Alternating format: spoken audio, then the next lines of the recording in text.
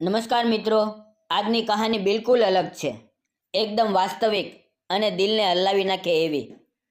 આ કહાની ફક્ત શિક્ષણ અને મનોરંજન માટે છે. બધા પાત્રો અને ઘટનાઓ કાલ્પનિક છે. તો ચાલો શરૂ કરીએ.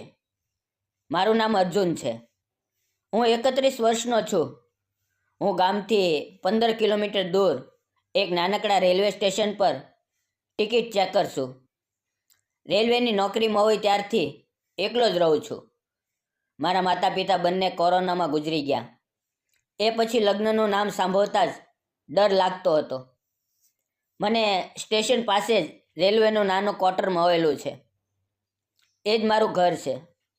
રોજ સવારે 5થી બપોરે 1 વાગ્યા સુધી એક શિફ્ટ, પછી બપોરે 2થી રાતે 10 સુધી બીજી શિફ્ટ. એ જ મારા જીવનનું રૂટીન છે.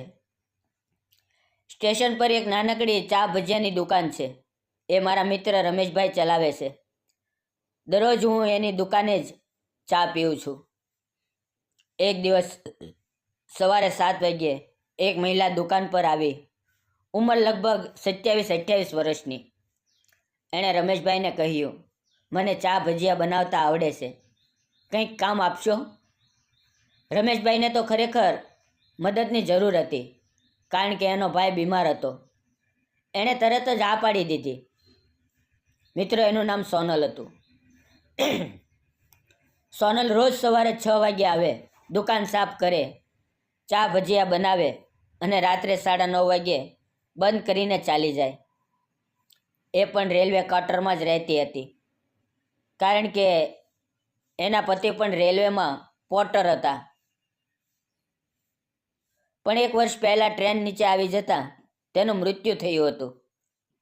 એ સમયે એની દીકરી માત્ર 8 મહિનાની હતી. સાસરિયાએ ઘરમાંથી કાઢી મૂકી. માયકું ગરીબ હતું, એટલે રેલવેના ક્વાર્ટરમાં જ એક નાનકડા રૂમમાં રહેતી હતી અને આ દુકાને કામ કરતી હતી.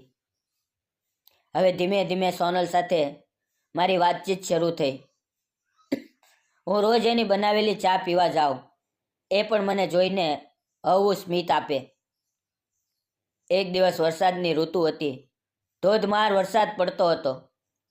પ્લેટફોર્મ પર કોઈ નહોતું. હું ડ્યુટી પૂરી કરીને દુકાને ગયો. સોનલ એકલી બેઠી હતી. એની દીકરી પણ દુકાનમાં જ ઊંઘતી હતી. મેં કહ્યું, આજે તો કોઈ નહીં આવે, બંધ કરી ગયો. એણે કહ્યું, થોડી વાર રાહ જોઈએ, કદાચ કોઈ પેસેન્જર આવે.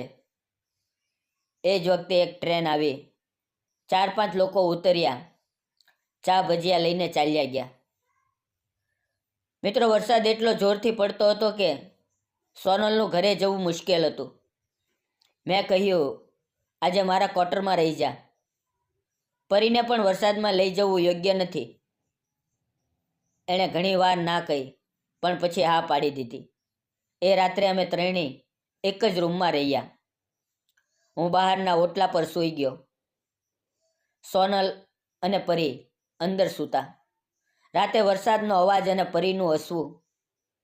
એ રાત્રે મને પહેલી વાર લાગ્યું કે મારું ઘર પણ કોઈનું થઈ શકે છે. એ પછી ધીમે ધીમે અમારી વાતો ઊંડી થવા લાગી. એક દિવસ સોનલે ધીમેથી કહ્યું, અર્જુન, તમે ક્યારેય લગ્ન કેમ નથી કર્યા? મેં કહ્યું, માતા પિતા ગયા પછી ડર લાગ્યો કે કોઈને દુઃખ ન આપી શકું. એણે કહ્યું, પણ તમે ખૂબ સારા છો. જેની સાથે લગ્ન કરશો એ ખૂબ નસીબદાર હશે. એ વાત પછી ઘણા દિવસ સુધી અમે ચૂપ રહ્યા. એક દિવસ રાત્રે 10 વાગ્યે દુકાન બંધ કરીને સોનલ રડતી રડતી મારા ક્વાર્ટરમાં આવી. એના ગાલ પર લાલ નિશાન હતું. મેં ગભરાઈને પૂછ્યું, શું થયું સોનલ?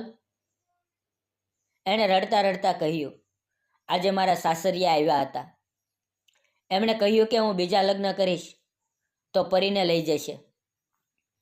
ના પાડી તો મને મારી અને ધમકી આપી કે કોર્ટમાંથી છીનવી લેશે. હું મારી દીકરીને એમની પાસે નથી મોકલવા માંગતી. એ લોકો એને ખૂબ મારે છે. તેની વાત સાંભળીને મારું લોહી ગરમ થઈ ગયું. મેં એનો હાથ હાથમાં લીધો અને કહ્યું, સોનલ, હવે તું એકલી નથી. મારે તને એક વાત કહેવી છે. મને તું ખૂબ ગમે છે. ફક્ત તારો ચહેરો જ નહીં, તારી હિંમત, તારી મમતા, તારું બધું ગમે છે. હું તારી સાથે લગ્ન કરવા માંગુ છું. પરીને પણ હું મારી દીકરી માનીશ. હવે કોઈ તને હાથ લગાવવાની હિંમત નહીં કરે. સોનેલ મારી તરફ જોઈ રહી. એની આંખોમાં આંસુ હતા, પણ એક ચમક હતી. એણે ધીમેથી માથું હલાવ્યું. બીજે જ દિવસે હું રેલવેના અધિકારી પાસે ગયો અને સોનલના સાસરિયા વિરુદ્ધ ફરિયાદ લખાવી. રેલવેના કાયદા મુજબ એમની પાસે કોઈ હક નહોતો, કારણ કે પતિનું મૃત્યુ ડ્યુટી દરમિયાન થયું હતું અને સોનલને પેન્શન મળતું હતું. એ પછી અમે ગામના સરપંચ અને રેલવે પોલીસની મદદથી એમને સમજાવ્યું કે હવે કંઈ નહીં થાય. મિત્રો, થોડા મહિનામાં અમારા લગ્ન ખૂબ સાદગીથી થઈ ગયા. સ્ટેશન પર બધા સ્ટાફે એક નાનો સમારંભ કર્યો. પરી મારી ગોદમાં બેઠીને હસતી રહી. આજે હું ડ્યુટી કરું છું. સોનલ દુકાન ચલાવે છે. પરી સ્ટેશન પર જ રમે છે. રાતે જ્યારે ટ્રેનનો હોર્ન વાગે છે, ત્યારે અમે ત્રણેય ક્વાર્ટરની બારીમાંથી એકબીજાના ખંભે માથું ટેકવીને ટ્રેનને જોઈએ છીએ અને હસીએ છીએ. તો મિત્રો, મેં એક વિધવા અને એની નાની દીકરીને પોતાનું કરીને એમનું જીવન ફરી રંગીન બનાવ્યું. તમે કહો, મેં સાચું કર્યું કે નહીં? સાચો પ્રેમ ક્યારેય ભૂતકાળ કે ડરને જોતો નથી. એક સાચો સાથી મળી જાય તો દરેક ટ્રેન જીવનની સાચી દિશામાં લઈ જાય છે. મિત્રો, આ કહાની તમને કેવી લાગી? દિલને સ્પર્શી ગઈ? ગમી હોય તો લાઈક, શેર કરજો, કોમેન્ટમાં જરૂર લખજો અને ચેનલ સબસ્ક્રાઈબ કરવાનું ભૂલશો નહીં.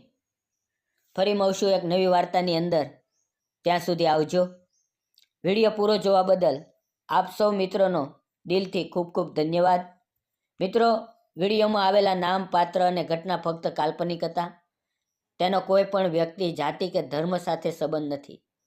આ વિડીયો ફક્ત મનોરંજન અને શૈક્ષણિક ઉદ્દેશથી બનાવવામાં આવ્યો છે.